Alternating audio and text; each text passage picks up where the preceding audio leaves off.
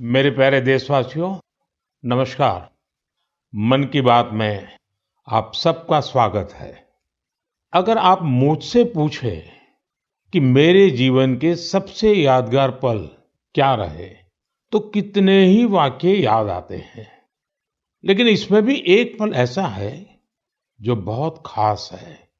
वो पल था जब पिछले साल 15 नवंबर को मैं भगवान बिरसा मुंडा की जन्म जयंती पर उनकी जन्मस्थली झारखंड के उलिहातू गांव गया था। इस यात्रा का मुझ पर बहुत बड़ा प्रभाव पड़ा। मैं देश का पहला प्रधानमंत्री हूं जिसे इस पवित्र भूमि की मिट्टी को अपने मस्तक से लगाने का सौभाग्य मिला। उस क्षण मुझे न सिर्फ स्वतंत्रता संग्राम की शक्ति महसूस हुई, बल्कि इस धरती की शक्ति से जुड़ने का भी अवसर मिला। मुझे एहसास हुआ कि कैसे एक संकल्प को पूरा करने का साहस देश के करोड़ों लोगों का भाग्य बदल सकता है। साथियों, भारत में हर युग में कुछ चुनौतियां आई और हर युग में ऐसे असाधारण भारतवासी जन्मे जिन्होंने इन चुनौतियों का सामना किया।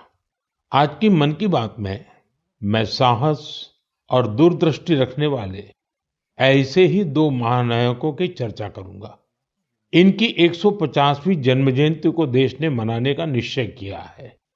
31 अक्टूबर से सरदार पटेल का 150वीं जन्म जयंती का वर्ष शुरू होगा।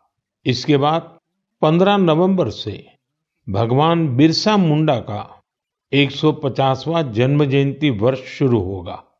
इन दोनों महापुरुष ने अलग अलग चुनौतियां देखी, लेकिन दोनों का विजन एक था, देश की एकता।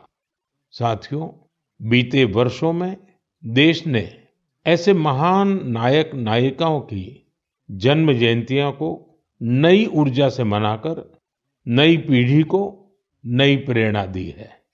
आपको याद होगा, जब हमने महात्मा गांधी जी की 150वीं जन्म जयंती मनाई थी तो कितना कुछ खास हुआ था।